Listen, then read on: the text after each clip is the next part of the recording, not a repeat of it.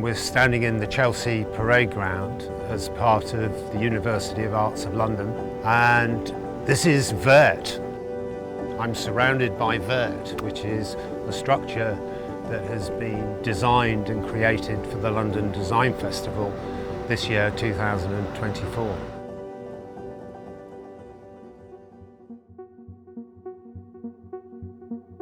When we take a look at the current situation that we're facing with the climate crisis, especially in cities, it's just the problem that it's heating up so much.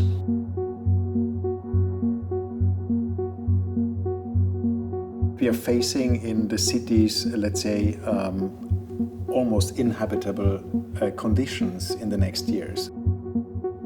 Probably in 10 years we're going to have a very different kind of everyday life.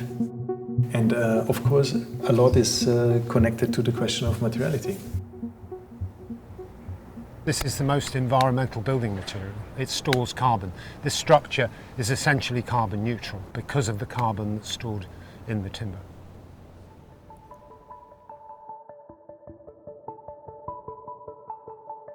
This is the largest glulam structure we believe ever created in red oak in Europe. This red oak, it's 20% nearly of all the standing trees in the huge hardwood forests of North America.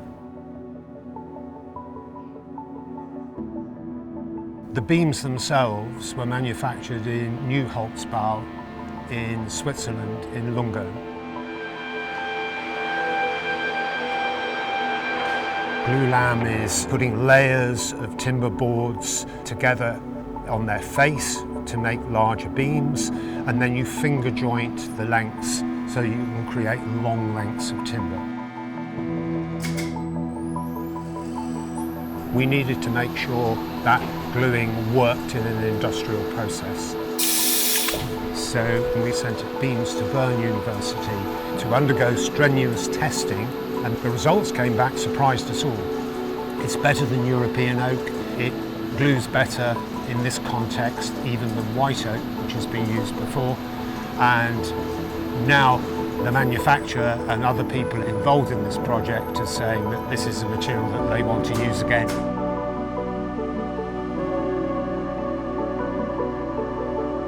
We have proved through this experimental project that this material works in large-scale manufacturing.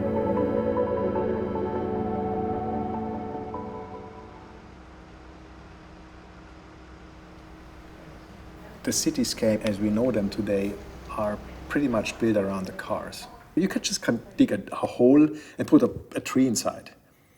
Because first of all, the tree needs water and it needs a lot of space underneath, and it's not there because it's all used by all sorts of kind of technical infrastructure, or the water is missing. We just need more green in the cities. But it's not that easy because you're facing these structures inside the cities. They are just, not built for nature in general. And that's how we came up with this idea of why don't we use fast-growing climbing plants.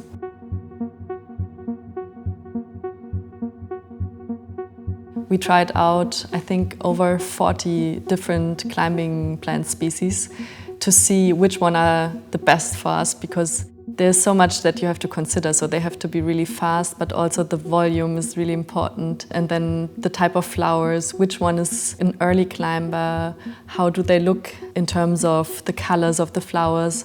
All this has to be taken into account.